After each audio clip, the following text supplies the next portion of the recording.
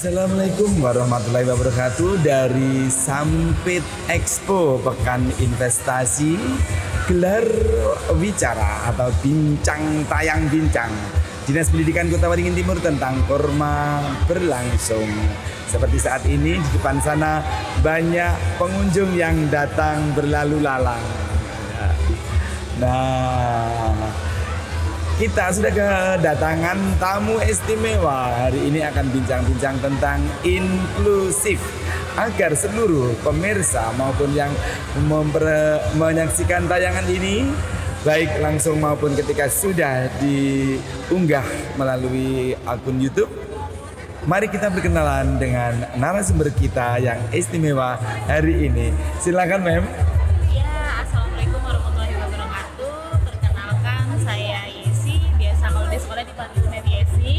Saya salah satu pengajar dan staf administrasi di TK Cita Bunda Sampit. Wow. Ngomong-ngomong, Mem, beberapa hari yang lalu Bunda Paut Kotim, Nyonya Hariki Nur sebagai Nyonya Bupati menyampaikan melalui podcast bahwa di Kotim sudah ada lembaga yang mengelola PAUD secara inklusif. Katanya di lembaga yang Mem tempat bekerja ya. Tolong Mem, di mana itu, di jalan mana, kemudian siapa pengurus yayasannya, guru-gurunya ada siapa saja. Tolong Mem dipaparkan sekelumit profil tentang PAUD yang inklusif tersebut. Iya. Kebetulan saya sekarang dinaungi dari Yayasan Cita Bunda Sampit yang beralamatkan di Jalan Jeruk 2 nomor 2A Sampit. Nah, beliau yang mengepalainya itu adalah Mr. Ferry pribadi. Dan untuk kebetulan saya spesifiknya di bagian playgroup dan TK. Oh iya. Kepala sekolah kami itu adalah Mem Lini Marina SPD. Nah, beliau salah satu pencetus sekolah inklusi mungkin ya, salah satunya. Beliau. Bagaimana perjuangannya, Mem? Perjuangan beliau untuk apakah melalui pelatihan atau studi atau workshop atau apa aja yang telah diikuti beliau untuk persiapan mendirikan itu? Dari tahun, kebetulan Cita Bunda terbentuk dari tahun 2002 ya. Iya betul. Dari situ ada 1-2 anak yang mungkin kalau zaman dulu itu belum mengenal istilah inklusif. Oh iya. Jadi mungkin kata orang itu anak berkebutuhan khusus. Bahkan yang belum tahu informasinya itu Mister, anak seperti itu dipandang sebelah mata. Iya. Semakin berjalannya hari, berjalannya waktu, ada kebijakan inklusif. Dari pemerintah pun mendukung, ternyata seluruh sekolah untuk saat ini kalau nggak salah Iya betul. Tidak boleh menolak. Betul. Jadi beliau ini 1-2 orang datang ke kita konsultasi, anak saya Mem seperti ini, ada kekurangan seperti ini. Satu sisi kami kalau mau nolaknya Mister ya, kita kan punya hati nurani. Semua kita mau melakukan penyamarataan anak-anak dalam pendidikan seperti itu. Jadi kita menerima anak-anak yang inklusi tersebut. Namun berjalannya waktu, apalagi setelah corona, Mister, kisaran dari 10 orang tua yang mendaftarkan itu hampir 8 anak itu penyandang anak kebutuhan khusus. Berarti perlu layanan istimewa ya, Mem ya. Menghadapi situasi seperti itu apa yang dilakukan yayasan, Mem? Nah, dengan begini kan akhirnya kita konsultasi setiap tahun, kita ada perombakan, ada perubahan. Guru-guru juga mengasih masukan kepada sekolah. Akhirnya dengan inisiatif kepala sekolah Mem ini tersebut, dia melakukan studi tiru. Kemana? Kenapa, Mem? Kemarin kalau nggak salah ke Bali. Luar biasa. Kesatuan pendidikan yang sejenis itu. Jadi didukung berarti ya, Mem? Alhamdulillah. Oke, luar biasa. Komitmen Dinas Pendidikan Kotim itu pertanda Bunda Paut Kota Waringin Timur berkomitmen memberikan layanan pendidikan secara merata siapapun. Langsung, Mem, setelah studi apa yang dilakukan? Setelah studi tiru, beliau ini waktu di sana juga tetap kasih informasi ke grup Mem seperti ini loh, sekolahnya bagus banget, nanti kita bisa implementasikan harapannya. Nah, selama kurang lebih hampir 2 tahun kita melakukan proses izin, kemudian seleksi untuk gurunya, keadministrasiannya, trial and errornya, Mister ya. Trial dan errornya akhirnya alhamdulillah tahun ajaran 2024-2025 2023 Iya. terbukalah LNI di Alhamdulillah. samping Citabunda. Berarti kalau setahun depan ini sudah tahun kedua, Mem. Betul, angkatan kedua di LNI. Wow. Kalau di Citabundanya itu memang inklusifnya. Acung jempol secara spesial, inklusif, dilayani khusus, kelas khusus oleh guru-guru khusus. Betul. Karena jumlahnya yang Terbatas, banyak banget. memadai. Nah, Terbatas selanjutnya. karena Oke. terkendala masih untuk tenaga Pendidik, pengajarnya. oh iya. Bagaimana sih, Mem, perbandingan antara anak murid dengan guru itu kalau anak yang membuka layanan PAUD inklusif khusus itu, Mem? Dari gurunya. Jadi perbandingannya jumlahnya gitu gimana? Satu guru berapa murid gitu? Jadi kalau di sekolah inklusi itu kita handle-nya satu guru itu efektifnya 3 sampai 4 anak. Dalam Berarti satu kalau ini. pendaftarnya banyak perlu guru banyak sekali. Betul. Kami pun akhirnya secara dengan berat hati kita beberapa ada yang nolak misalnya. Iya, karena keterbatasan. Sebenarnya bukan nolak sih, jadinya kita masukkan ke waiting list. Waiting list kayak apa gitu. Untuk daftar tahun depan. Alhamdulillah ya, sampai ada daftar tunggu. Mem, untuk efektifnya, Mem, layanan di sekolah gambarannya seperti apa, Mem? Layanannya apa saja sih? Kalau untuk di sekolah inklusi kita harus menyesuaikan materi pembelajarannya. Sesuai dengan karakter Iya, anak masing-masing. kemampuan anak masing-masing. Apalagi sekarang sudah kurikulum merdeka yang Betul. tidak bisa mematok ke satu Iya, materi seperti uh-uh. itu. Nah, jadi kita menyesuaikan anak. Kita observasi anaknya ternyata dia kuat di bagian motorik halus misalnya. Iya. Guru harus bisa mengembangkan. Harus bisa memancing stimulasi anak supaya Melalui berkembang. motorik halusnya. Berarti 6 aspek pengembangan anak masing-masing bila munculnya beda-beda, layanannya beda juga. Luar biasa berarti, Mam. harus menelisik satu-satu. Iya, oke. Lanjut, Mem. Bagaimana, Mem, hambatan dalam mengembangkan itu? Kan masih tahun pertama menuju tahun kedua, hambatannya apa saja? Terus solusi yang ditembus oleh yayasan bagaimana? Silakan, Mem. Untuk menuju tahun kedua ini kendalanya itu kami masih di sarana prasarana, Mister. Katanya saya dengar-dengar ada bantuan dari pemerintah daerah baik kabupaten maupun provinsi ya, Mem. Untuk yang dari kabupaten melalui Bunda PAUD bantuannya tempat belajar ya, Mem. Di mana itu, Mem? Di mana itu, Mem? Di kemarin di bekas Labkesda. Oh, sekarang itu kan menjadi sekretariat Pokja. Iya, Jadi di situ. berkolaborasi dong. Mantap. Berarti matching sekali ya.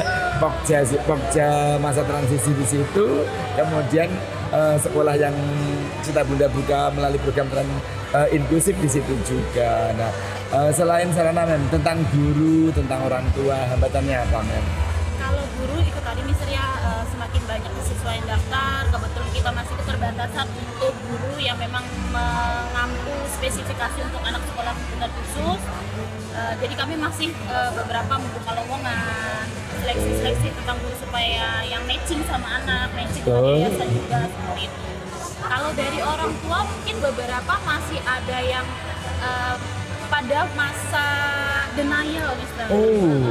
Jadi anaknya nih, orang tuanya ini masih gini, anak saya nggak apa-apa kok. Iya, iya, Anak iya. saya cuma terlambat bicara. Sementara kalau mereka mengerti, speech delay itu adalah salah satu dari Indikasi bahwa anak perlu layanan khusus. Iya, jangan bilang lambat bicara, nanti bicara sendiri pada usianya. Soalnya zaman sekarang orang tua harus aware. Oh iya betul. Apa upaya yang dilakukan oleh yayasan, oleh guru, oleh sekolah, oleh PAUD, lembaga PAUD terhadap kondisi orang tua seperti itu apa saja, Mem? Kita biasanya melakukan edukasi, misalnya Oke. edukasinya salah satu seperti saat pertemuan orang tua murid. Heeh. Pertemuan orang tua murid kita beberapa itu berikan sampel video. Kemudian kita juga sarankan untuk beberapa mengikuti seperti seminar online. Oh iya. Seminar online itu maupun yang di Kalimantan sendiri, Heeh. yang di Jawa. Nasional ya. Oke, Jadi bagus kan orang sekali. tua Terbuka wawasannya. Iya betul. Jadi income lah dengan Betul, kondisi anaknya. tidak terjadi misperseption tentang layanan bagi anak. Nah, ngomong-ngomong tentang seminar, workshop, pelatihan, BIMTEK berkaitan dengan pengelolaan inklusif. Sejauh mana efektivitas penguatan program melalui jalur pelatihan tersebut yang dikelola oleh yayasan terhadap guru-gurunya? Sudah kegiatan apa saja yang diikuti baik di nasional, lokal maupun internasional? Silakan. Kalau yang dari sekolah sendiri misal kita beberapa mengikuti seminar online. Kemudian kalau yang dari provinsi, kepala sekolah dan beberapa stafnya itu kemarin diundang untuk mengikuti rapor. Alhamdulillah. Inklusif kebetulan mereka jatuhnya padat sekali. Hampir kemarin 1 minggu itu susul-susulan. Aduh, luar biasa. Akhirnya harus berbagi tugas dengan wakaseknya seperti Iya. itu. Terus ngomong-ngomong, katanya ibu kepala sekolahnya kemarin melaksanakan studi untuk penguatan wawasan ini ke luar negeri, kemana Mem? Yang terakhir itu ke Singapura. Malaysia. University Malaya. Malaysia. Bagus sekali, tentang spesial inklusif tersebut. Nah, sekarang Mem, kelihatannya komitmen yayasan sudah bagus. Bunda PAUD Kabupaten melalui kontribusinya juga sudah bagus, dan pemerintah provinsi kemarin menjanjikan apa toh Mem? Pemerintah provinsi akan membantu apa? Membantu berupa Gedung, Kak? Iya, betul. Kebetulan kita sudah ada lahan tapi ya. kok masih lahannya. Harapannya sih bisa dibantu untuk sarana prasarananya nanti. Oke, alhamdulillah. Nah, Mem, masyarakat kita kan masih awam. Sebagian orang tua ada yang sudah sadar sehingga menyekolahkan anaknya secara spesial di sekolah spesial. Kemudian sebagian sampai waiting list. Nah, sekarang untuk membuat seluruh orang tua itu menyadari bahwa anaknya itu perlu perhatian khusus, diterima di semua tempat, tetapi ada momen untuk disekolahkan dengan layanan khusus. Apa saja sih indikasi anak-anak khusus itu yang dilayani di sekolah inklusif itu apa saja Mem? Pertama ini yang anak yang untuk fokusnya agak terhambat, agak kurang betul. Jadi salah satu metode yang dilakukan baik di LNI maupun di Citabunda itu kita observasi secara langsung dan sekilas dulu. Sebagai bagian administrasi saya ajak kenalan anaknya. Jadi kalau misalnya anaknya diajak kenalan tidak fokus, tidak bisa menjawab masih, nah itu ada indikasi ini anak ada gangguannya. Gangguannya dalam hal mungkin tumbuh kembangnya misalnya. Nah kemudian kita lakukan wawancara sama orang tuanya. Kita tanya ibu waktu hamil seperti apa, kemudian ada kendala waktu dia masa dari 1 tahun dari lahir sampai dia beranjak ke 3 tahun, ada kendalanya atau tidak. Dengan keterbukaan orang tua itu berharap kita dapat solusi besar. Betul. Jadi kan ada orang tua yang menutup-nutupi, misalnya nih waktu kehamilan beliau mengalami stres berat. Nah, itu kan salah satu bisa penyebab. Jadi keterbukaan orang tua itu sangat berpengaruh bagaimana nanti sekolah menindak anak tersebut. Nah, berikutnya Mem, proses sekarang. Proses di sekolah itu dari jam berapa sampai jam berapa? Bagaimana pengelolaan kegiatannya yang tadi 1 guru 4 itu? Bagaimana tempat kegiatannya? Apakah semua anak itu dikumpulkan jadi satu, dibagi-bagi menjadi masing-masing guru, atau bagaimana? Media yang digunakan untuk aktivitas apa saja? Tolong dipaparkan sehingga masyarakat yang belum mengerti itu menjadi terbuka, sehingga tertarik untuk terbuka hati, aware untuk menyekolahkan anaknya di tempat yang tepat.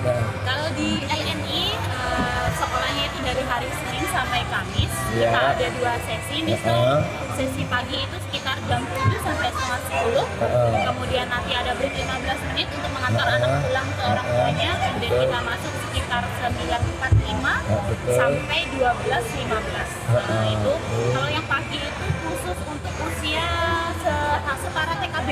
Oke. Seperti itu. Kemudian untuk yang yang siang itu setara TKA dan playgroup besar. Jadi pengelompokannya ada pengelompokan berbasis usia ya Mem di situ juga. Untuk sementara kita berbasis usia dulu, karena kalau misalnya pengennya sih dikumpulkan sesuai karakter. Betul.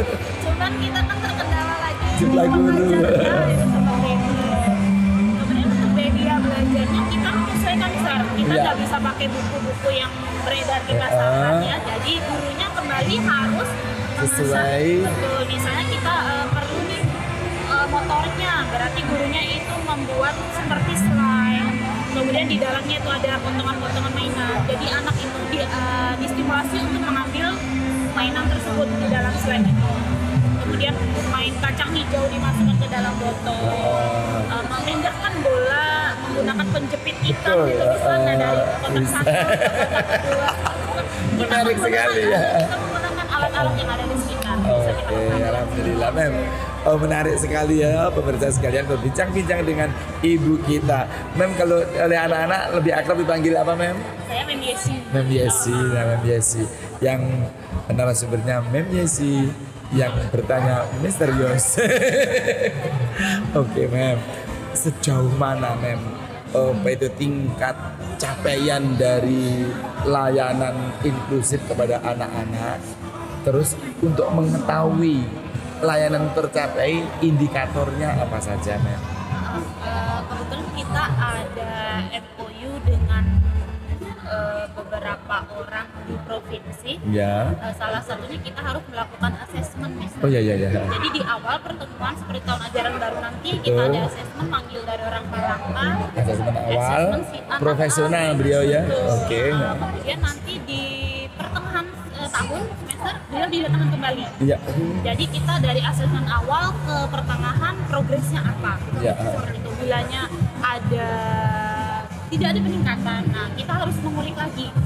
Entah salah di layanannya, atau orang tuanya kurang kooperatif, atau anaknya tidak melakukan terapi dengan tertib, seperti itu. Berarti budaya refleksi betul-betul kolaboratif dan ya semua pihak Dan dari asesmen tersebut kemarin ada satu orang tua yang kemarin awalnya denial nih mister, akhirnya terbuka. Oh, anak saya kayaknya perlunya di terapi, fokuskan di terapi dulu deh seperti itu. Jadi hari ini kebetulan beliau izin berpamitan dengan sekolah mau fokuskan terapi dulu anaknya. Karena hasil diagnosis dari tim sekolah berdasarkan asesmen yang dilaksanakan. Bisa kok memang anak saya masuk reguler, kalau kata kami silakan monggo, kita tidak mau itu, tapi kita perlu dari asesmennya. Betul. Meyakinkan bahwa si anak ini sudah mampu. Jangan sampai kita melaksanakan salah layanan. Berarti kemitraan betul-betul dijalin ya sampai dengan pihak luar profesional, pihak dinas pendidikan provinsi, orang tua maupun layanan yang memberikan apa itu anak-anak. Dikirim kemana mem tadi mem untuk? Ke Banjarmasin Pak kalau yang ini. Ada lembaga khusus? Kebetulan kita belum ada kerjasama kalau untuk yang di Banjarmasin. Mandiri orang tua. Iya betul mandiri. Jadi kami ada menyebutkan beberapa sih. Rekomendasi dari rujukan dari lebih baiknya Bu dibawa ke sini deh coba, mana tahu nanti cocok gitu. Setelah yang di provinsi dia mungkin merasa kebetulan ada neneknya di Banjarmasin mister. Jadi berarti lebih optimal. Alhamdulillah berarti komunikasi dengan orang tua sudah efektif, sudah terbuka untuk khusus spesial sesuai dengan karakter anak masing-masing. Dari sisi anak dari sisi anak, capaian yang sudah dapat diukur melalui asesmen tingkat perkembangan selama ini apa saja mem? Contoh-contoh masing-masingnya dari sebelumnya yang harus turun dari motor, dorong dari kendaraan, harus ditarik-tarik sama orang tuanya. Sekarang enggak bisa. Oke. Sudah turun, salim, assalamualaikum, dadah mami, papi, masuk sendiri mister. Satu. Salam memnya. Oke. Berarti karakter kepercayaan dirinya sudah tumbuh. Setelah masuk ikut join bersama teman-temannya, indikator capaiannya apa Iman? Dia lebih tertib mister. Lebih tertib, yang kemarinnya masih naik turun ke sana kemari, sekarang dia sudah mendengarkan instruksi guru. Yuk sekarang saatnya duduk, kita mau berdoa makan. Anaknya sudah tahu duduk. Setelah berdoa makan, dia tahu harus ngapain. Cuci tangan. Menuju pintu keluar cuci tangan. Luar biasa. Nah, anak-anak sudah tumbuh, orang tua sudah kompak, kendala sudah teridentifikasi, solusi sudah terancang. Sekarang hal yang perlu dioptimalkan dari sisi yang mana, Dari layanan itu. Pertama pertama dari tenaga ininya ya Mister ya, dari tenaga pengajarnya. Kemudian menurut Mem apa yang harus dilakukan? Kami masih membuka seperti lowongan sih Mister, cuma keterbatasan di Kota Waringin Timur sendiri. Yang latar belakang pendidikannya apa linear? Setidaknya psikolog. Kemudian yang memang dari panggilan hati. Oke. Karena terus terang menghadapi anak berkebutuhan khusus itu memerlukan kesabaran tingkat dewa. Harus sayang sama anak. Aduh, saya terharu. Memang mungkin kami salah satu orang terpilih ya Mister. Iya. Harus menghadapi anak yang dengan spesial. Harus sabar. Bahkan saya dengar dari beberapa mungkin terapis di Sampit ya. Iya. Kenapa sih harus diantar ke Citabunda? Direkomendasikan ke Citabunda kata saya gitu. Bahasa Banjarnya gini Mister. Kamu di wadah orang kamu tuh nyata aja bang anakku nih digaduh pasienku nih. Artinya? Nah kalau di tempat di Citabunda itu saya yakin kalian tidak akan membiarkan anak saya. Diperhatikan sungguh-sungguh. Walaupun kalau dari basic di Citabundanya kami kan tidak ada background psikolog belum ada. Kami belajar melalui keseharian, kebiasaan, melalui pelatihan tadi. Kami tidak ada basicnya untuk psikolog seperti itu. Tetapi kan kepala sekolahnya sudah belajar ke banyak tempat, studi basic. Nanti dapat ilmu dari mana? Tularkan ke anak buahnya. Mem, sebagai bentuk komitmen pemerintah daerah melalui Bunda PAUD yaitu Nyonya Haliki Nur, dukungan itu diwujudkan apa saja? Misalnya apakah sudah ada gelaran pengukuhan, peresmian atau apa terhadap lembaga yang dikukuhkan oleh Citabunda itu?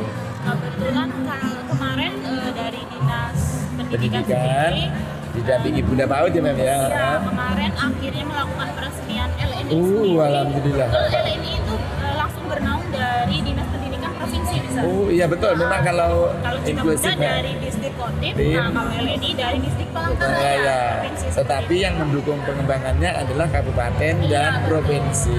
Jadi kemarin melakukan peresmian, alhamdulillah kebetulan Bapak Bupati juga. Alhamdulillah, berarti komitmennya oke. Itu tanda-tanda beliau sangat berkomitmen mengembangkan program pendidikan yang dikelola oleh Citabunda melalui langsung sama murid kami. Dengan anak-anak itu. Iya langsung. Padahal beliau schedule-nya lagi padat di Taman Kota kemarin itu. Iya. Luar biasa, terima kasih Bapak Bupati dan Ibu Bunda PAUD. Ya oke. Mem, berkait anak itu kan spesial. Bunda-bunda guru dewa dari LNI Citabunda sudah datang untuk melayani. Apa yang sebaiknya harus sampai kepada masyarakat terhadap anak-anak yang spesial itu, agar bagi yang belum ketika nanti menyaksikan tayangan kita ini akhirnya terketuk hati, terbuka, wow, ternyata di Kodim sudah ada lembaga yang melayani anak-anak istimewa yang dikelola oleh Citabunda. Silakan promosi. Besar harapan kami kepada masyarakat Kota Waringin Timur dan sekitar dengan adanya layanan PAUD inklusi membuka wawasan kita semua bahwa kita semua itu harus menyamaratakan ya Mister ya. Kita tidak boleh memandang sebelah mata anak berkebutuhan khusus. Justru anak seperti itu memiliki sisi spesial tersendiri yang mungkin di anak-anak reguler tidak miliki. Oke Mem, tidak terasa sudah lebih dari 20 menit. Masih ngobrol ya. Oke pemirsa sekalian, yang ingat ya, tayangan ini untuk mendukung produksi yang lebih inovatif perlu subscribe, komen, serta share kepada semuanya dan klik like-nya agar pengelola podcast terutama dalam program-program pendidikan yang didukung oleh Dinas Pendidikan ini memiliki kesempatan berinovasi berkelanjutan demi kemajuan pendidikan Kabupaten Kota Waringin Timur. Sebelum ditutup, inilah penutup dari narasumber kita menguatkan pentingnya layanan istimewa bagi anak istimewa. Silakan Mem. Layanan anak berkebutuhan khusus di Kodim harus lebih maju lagi. Ya, dari Sampit Expo dalam Pekan Investasi tahun 2024 gelar wicara yang dikelola oleh Dinas Pendidikan Kota Waringin Timur mempersembahkan satu agenda isian, yaitu layanan pendidikan inklusif bersama MYSI dan dipandu langsung oleh Mr. Yos sebagai konsultan PMO Kabupaten Kota Waringin Timur. Mari kita tutup dengan salam, Mem. Assalamualaikum warahmatullahi wabarakatuh.